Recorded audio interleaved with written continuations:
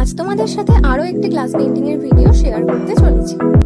প্রথমে ব্লু আর white colour mixed করে sky colour তৈরি করে ছোট ছোট কতগুলো ফুল আঁকলাম। তোমরাই দেখে নাও কতগুলো ফুল আঁকলাম।